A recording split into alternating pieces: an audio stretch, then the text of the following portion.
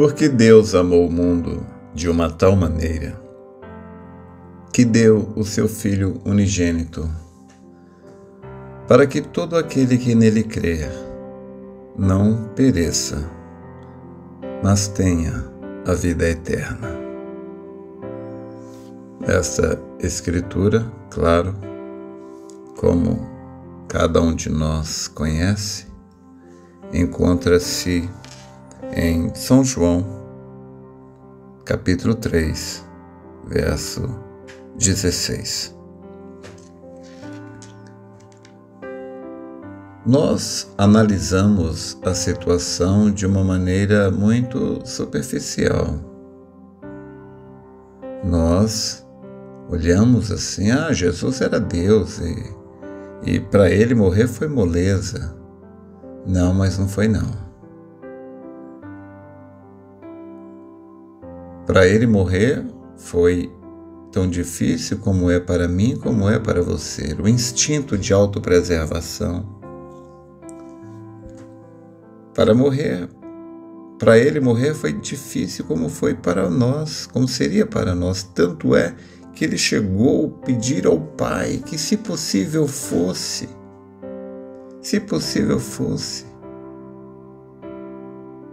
que Deus passasse dele esse cálice. Porém, todavia, que não se fizesse a vontade dele, mas a do Pai. Então a gente pode ver o que custou para ele ser chicoteado, espancado, agredido e, por fim, aquela terrível tortura. Nós não sabemos o que é aquilo, ficar pendurado com todo o peso do seu corpo, rasgando as suas mãos ali, presas por pregos, as mãos e os pés. Nós não sabemos que dor dilacerante foi aquela. Mas, ainda assim, ele estava disposto a fazer isto por você, a fazer isto por mim. E o que é trágico é que hoje nós, seres humanos, nem lembramos do que ele fez. E vivemos e andamos por aí como se nada houvesse acontecido. Ele deu a própria vida, tudo que ele tinha. Eu não posso dar uma preferência em um cruzamento. Se alguém entrar na minha frente, então o que eu vou fazer? Buzinar, reclamar? Se alguém me der um prejuízo de R$100 ou de 50, o que eu vou fazer? Se alguém bater no meu carro,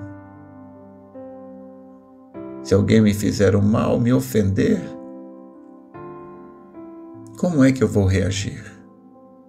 Mas ele era o Senhor da glória.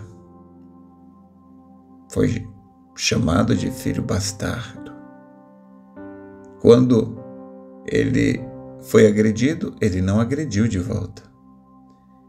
Ele apanhou como uma ovelha muda.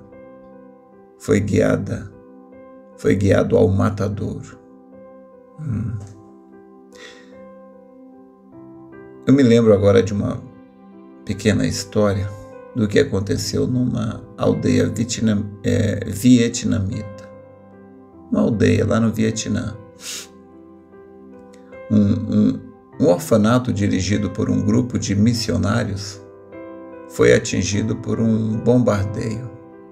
Os missionários e 2 crianças tiveram morte instantânea e o restante deles ficaram gravemente feridos. Entre as pessoas feridas tinha uma menina de 8 anos e ela era que estava em um pior estado. Era necessário chamar ajuda por um rádio. E ao fim de algum tempo, um médico e uma enfermeira da Marinha dos Estados Unidos chegaram ao local. Teriam de agir rapidamente, senão a menina morreria, por causa dos traumatismos e da perda de sangue. Era urgente fazer uma transfusão, mas como? Após alguns testes rápidos, puderam perceber que ninguém ali possuía o sangue compatível. Reuniram as crianças e, entre gesticulações arranhadas no idioma, tentaram explicar o que estava acontecendo. Precisavam de um voluntário para doar sangue. Depois de um silêncio sepulcral, viu-se um braço magrinho levantar-se timidamente. Era um menino chamado Heng. Ele foi preparado às pressas ao lado da menina agonizante e espetaram-lhe uma agulha na veia. Ele se mantinha quietinho e com o olhar fixo no teto. Passado alguns momentos, ele deixou escapar um soluço e tampou o rosto com a mão que estava livre. O médico perguntou-lhe se estava doendo e ele negou, mas não demorou muito e soluçou de novo, contendo as lágrimas. O médico ficou preocupado e fez-se a mesma pergunta, se estava doendo, e ele novamente negou, disse que não. Os soluços ocasionais deram lugar a um choro silencioso, mas ininterrupto. Era evidente que alguma coisa estava errada. Foi então que apareceu uma enfermeira vietnamita vinda de outra aldeia. O médico pediu que ela procurasse saber o que estava acontecendo com Heng. E com voz meiga e doce, a enfermeira foi conversando com ele e explicando algumas coisas. E o rostinho do menino foi se aliviando. Minutos depois, ele estava novamente tranquilo. A enfermeira, então, explicou aos americanos. Ela disse: ele estava chorando porque ele pensou que ele ia morrer. Ele não tinha entendido direito o que vocês disseram. E ele estava achando que ia ter que dar todo o seu sangue para a menina não morrer. O médico se aproximou dele e, com a ajuda da enfermeira como intérprete, lhe perguntou: bom, mas se você achava que era assim, que você ia ter que morrer para que ela pudesse ser salva, por que você ofereceu ser o doador de sangue para ela? O menino respondeu simplesmente e disse: é porque ela é minha amiga. Oh, que grande lição isso é para nós. Às vezes nos tornamos tão egoístas, às vezes nos tornamos tão individualistas. Quando Jesus Cristo disse: amai-vos uns aos outros, como eu vos amei.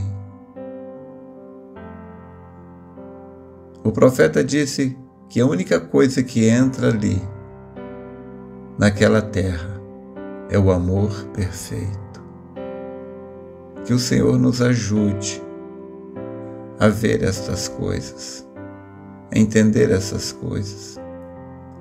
Que Deus nos ajude a receber este amor divino, este amor ágape. Que possamos amar as pessoas ao nosso redor. Só Deus pode fazer isto por nós. Se eu pudesse dar isto para você, eu daria. Mas eu preciso para mim mesmo. E eu creio que só existe uma maneira de nós conseguirmos isto. É pedindo ao Pai. É estando com Ele, falando com Ele. Que tal você desligar este aparelho agora e pedir ao Pai que te dê este amor? Lembre-se, A única coisa que vai entrar do outro lado é o amor perfeito. E que Deus te abençoe.